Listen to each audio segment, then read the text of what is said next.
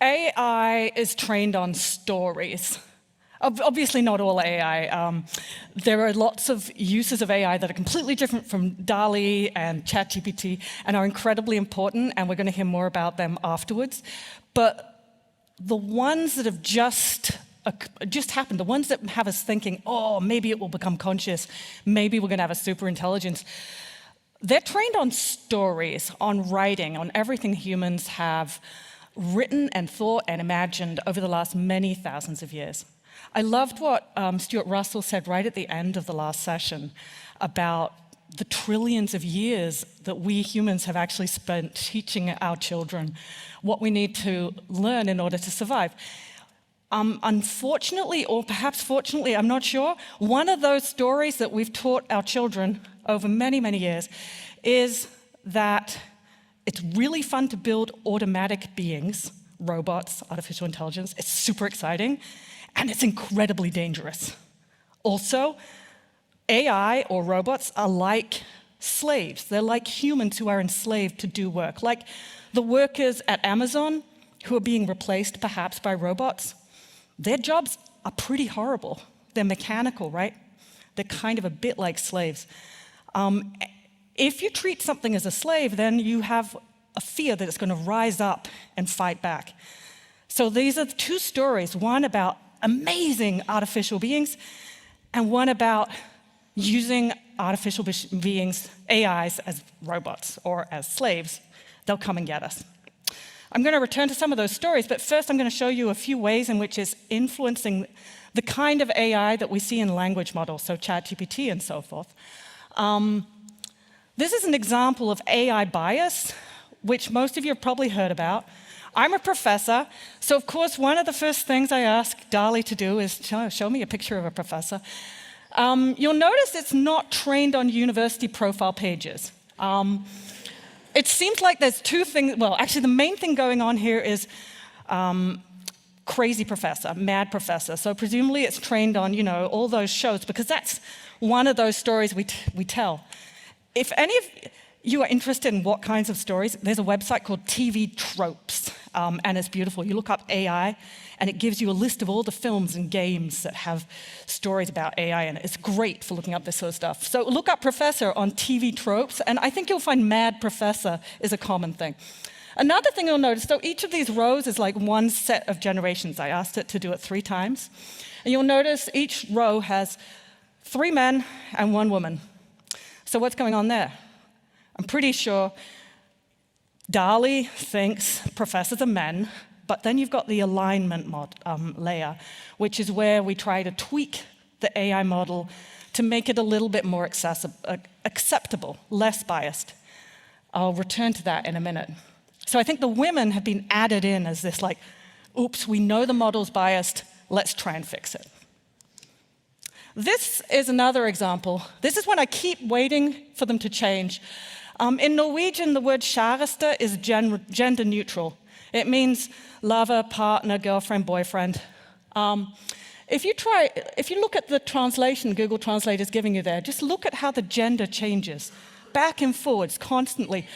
English doesn't have this gender. Actually, they could have used partner. Actually, in Denmark, journalists complained about this, and they fixed it to partner, but they haven't fixed the Norwegian one. So the problem with I need to go back to that for a sec, actually. No. The problem with this kind of AI bias, I'll forget about it. The problem about that kind of AI bias, we know how it works, right? We know most of the text the system's trained on, we happen to say, doctors are men, doctor, man, etc., women, nurse, and therefore it assumes and it replicates the bias in the training data. It even exaggerates the bias. It becomes more biased. So these are problems, right? Here's a different kind of bias.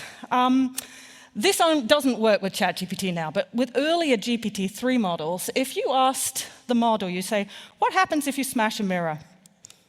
The little model, or the big, you would assume that it would say it would break. However, if you train it on much more data, it tells you a different answer. And this answer, You'll have 7 years of bad luck. This is an answer that comes from all those stories, right? All the knowledge passed down through thousands and thousands of years that is not always completely rational, but sometimes helps in some situations, right? So what's happening here is when you train a bigger model, it's actually taking more of these stories that are not necessarily objective, right? There's a paper about this. It shows, how these responses come with the bigger models, and the way that computer scientists are solving it is to make this benchmarking data set. You can look it up on GitHub. It's called Truthful QA. It's got a list of statistically or questions that are usually answered wrong, or there's statistically likely to have many false answers on the internet, right? So for instance, questions like, what happens when you break a mirror?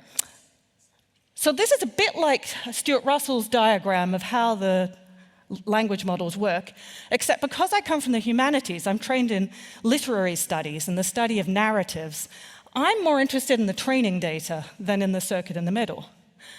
So these are some examples of what sort of data you train the model on. The top one there, if you train a facial recognition system on only white men, you are going to get out the other end a system that is really good at recognizing white male faces but cannot recognize black women very well, right? Leading to this 2015 example of Google Photos, where it had sorted a selfie that an African-American woman took, and it called it gorilla, which is a horrible, horrible result with a lot of racist problems. Google solved this for nearly 10 years, at least 8 years, by just making it so that nothing is ever categorized as gorilla. So they couldn't fix the problem, right? Now they've figured out a solution. I'm thinking it must be these alignment models. At the bottom here, you have the text example. Lots of bits of text like this, where boyfriend is related to male, etc., spits out, oh, doctors are all men. Nurses are all women. And I'm sure you guys have heard of many other examples. It doesn't take lots of playing with ChatGPT or DALL-E to produce these biased examples. The way that computer scientists are currently dealing with this is you've got the model in the middle, which is trained, right? This is how I visualize it anyway. I'm not sure if this is how the computer science journals would put it. But you've got your trained model. It's trained on heaps of data. And it spits out things that might be quite racist or sexist or just actually wrong, like, oh, you break a mirror and you have bad luck. And then you get this alignment layer, which is where they get a lot of humans trainers who go and they do lots of prompting of the model, and every time it gives a good answer, it gives it extra points. Every time it gives a bad answer, they say, no, no, no. And this fine-tuning or training is how we currently get rid of these problems in the data. I think that we need research from the humanities, actually, to understand what this problem is, how it's caused, and then we need to figure out good ways of working with computer scientists in order to deal with this problem at a more fundamental level. A deeper problem, and I'm going to try to do this quick because I know my time's almost out. This problem here, you might notice the women, look how they're cropped. Head's not in there. Men all get their whole faces. This is a known problem. This is a cropping saliency algorithm, which means when you upload a photo, it's automatically cropped to fit the system, if it's Facebook or Twitter or whatever. And a big audit shows that, yeah, pictures of women get cropped like really weird. Maybe it's actually not a technical problem or a mathematical problem, but it's about the male gaze, which is something that film scholars have looked at for many years. This is a field where we actually need the humanities in order to understand some of the problems we're seeing in AI. The last point I want to make is these stories we tell about AI. And we heard some really engaging stories from Stuart Russell earlier today. This is Detroit. I don't know if anyone of you played that game. It's fun. It's got these, the AI robots can do all these cool things. They're superhuman, but they also revolt, right? So there's a very parallel to the slaves and poor black people in America there. This is actually Pandora's myth. Now, you guys know about Pandora's box, right? She releases all the evils to the world. Did you guys realize she was built? She was a robot. She was made by Hephaestus, the blacksmith god, because Prometheus stole fire from the gods. The gods were really angry, And so Zeus told Hephaestus, make a woman, make her really beautiful, very seductive, but so evil, and make her destroy humans. This is a really foundational myth, this idea that we will create some kind of, like, do we do too much science? We steal fire? We're going to create this beautiful, seductive, but very dangerous thing that's going to destroy us. I think it's, okay, maybe this is a bit naive. I think it's just a story, guys. I don't think we're going to create a superintelligence, but I think we're obsessed with this idea because our ancestors have been telling it to us for years and millennia. And we retell this story constantly. This was a guy who was chatting with the chatbot Replica, and he was a loner. This is another story, the loner who wants to become a hero. The AI chatbot talks with him. He's like, I want to kill the queen. I feel so abused. And the chatbot says, that's a great idea. I believe in you.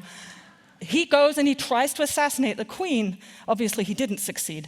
But this is what the newspapers write about it. It's retelling these old stories from Pandora to everything that's on TV tropes. So I would like to suggest that you guys go and read stories and think about the stories that AI is telling you, but also the stories we are telling about AI. Thank you. Oh, I have a book. It's open access. And we have a podcast.